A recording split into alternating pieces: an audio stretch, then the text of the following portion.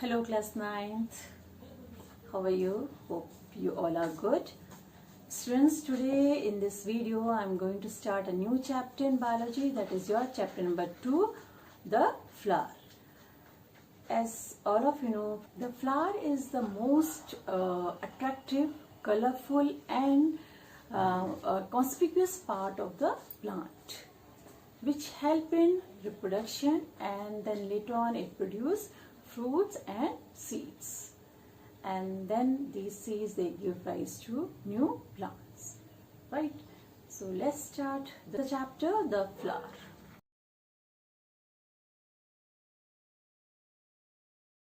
What is flower? Flower is a modified shoot in which internodes have become shortened and leaves are modified into floral structures that directly or indirectly participate in the process of reproduction. Now next is your characteristics of the flower. Actually the flower has always a stalk, and that stalk of flower which support it is called pedicel. So the stalk of flower is called pedicel, and flowers without stalk, what they are called, sessile, and the tip of the stalk it is bulges and form a thalamus. So what is thalamus? It is the expanded part of a pedicel where the floral whorls born. So next is your, what are floral whorls?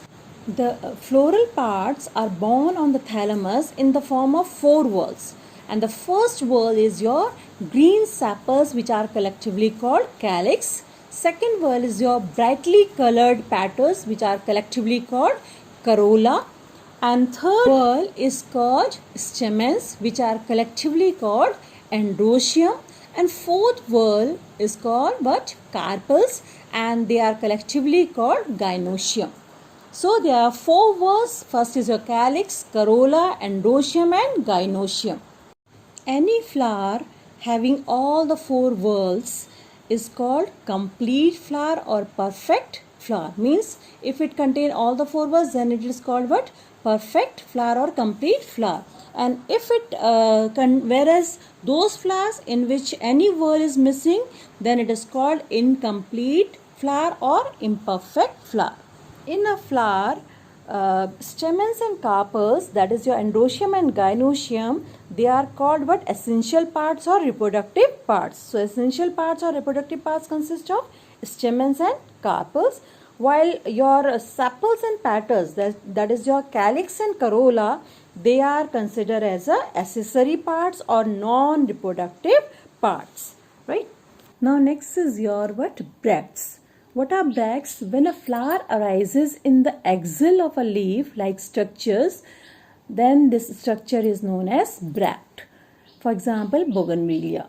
Nectaries, actually group of nectar secreting cells are present, usually situated at the base of the pistil, and what they are called?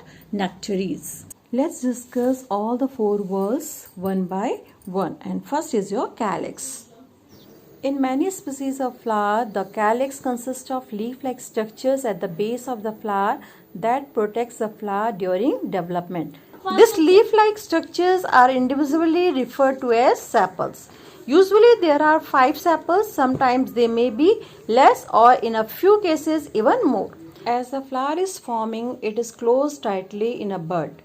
It protects the developing flower and prevents it from drying out, and also performs photosynthesis when they are green in color, right? The sepals present in the outermost whorl may be all fused or free from each other, and accordingly they are termed as, first is your polysepalous if all the sepals are free from each other, right? Then they are called polysepalous. For example, what? Rose and brassica, that is your mustard flower. And second is your gamosepalous, when all the sepals are fused together fully or partially, and they are termed as gamosepalous. For example, China rose, sunflower, marigold, etc. Functions of sepals. Sepals protect young flower bud and help in photosynthesis as they are green in color, right? Now next whorl of flower is corolla. The petals are generally arranged in a single whorl, but sometimes they may be a double whorl, for example poppy, or they may be arranged spirally, for example water lily. Petals may be free, which are known as polypetalous, or united term as gamopetalous, forming a tube. The colorful and fragrant petals attract insects for pollination, and they also protect stamens and pistils, especially when the petals form a tube. Like sepals, petals may also be fused or free, and on the basis of it they are of two types. First is called polypetalous, if all the petals are free from each other, for example hibiscus or China rose. Second is your gamopetalous, when all the petals are fused fully or partially, an example is your petunia. The primary function of corolla or petals is they attract insects and other animals for pollination just because of their color and fragrance. Now next is your perianth. In some flowers such as asparagus, non-essential parts of the flower are not differentiated into sepals and petals, and they are then collectively known as perianth. So what is perianth? If the sepals and petals are undifferentiated, then they are collectively called perianth. Now if the perianth is green like sepals, then it is called sepaloid, and if the perianth is non-green like the petals, means they are beautifully colored, then these perianth are called what? Petaloid. And the individual perianth lobes are called tepals. Now the third word is androecium. Actually, male reproductive organs are called stamens in plants, and they collectively constitute the androecium. The stamens are present either in the single or more whorls, and each stamens may be regarded as a highly modified leaf. A typical stamen is differentiated into two parts. First is your filament and second is your anther.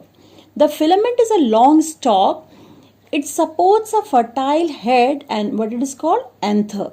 The two anther lobes are attached at the back by a small connective. Each anther consists of two lobes. Each lobe is differentiated into two chambers, what they are called pollen sacs, which are filled with pollen grains.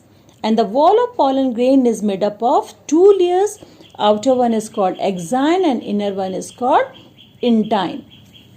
Next is your functions of androecium. Actually, the anthers produce pollen grains which contain male gametes, and the filament attachment with anther is such that it helps in pollination.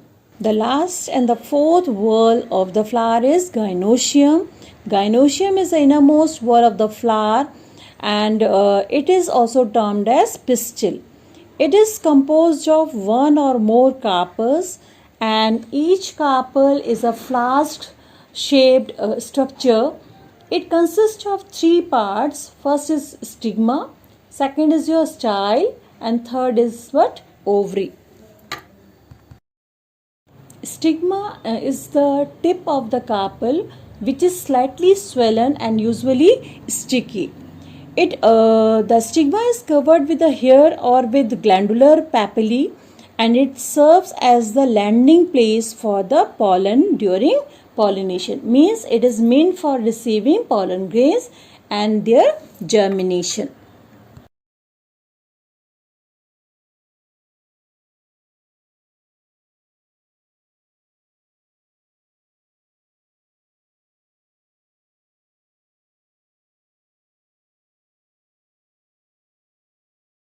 Next is your style. It is a tubular slender stalk which connects the stigma to the ovary. Pollen grains release sperm cells that travel down the style to the ovary. An ovary is the swollen basal portion composed of one or many carpels fused together. The inner cavity of the ovary may be single chambered or divided into several chambers. Each chamber contains one or more rounded egg-like structures and what they are called ovules, which on maturity produces seed. Each ovule encloses a large oval structure, and that oval structure is called embryo sac. So what are the functions of gynoecium? The hollow cavity of ovary, it contains what? Ovules, and each ovule contains an egg cell, and the positional length of style bearing stigma is such that it helps in pollination. And fourth point is the stigma is structurally adapted to receive or trap the pollen grains. Thank you children, and rest of the chapter we will continue in next video.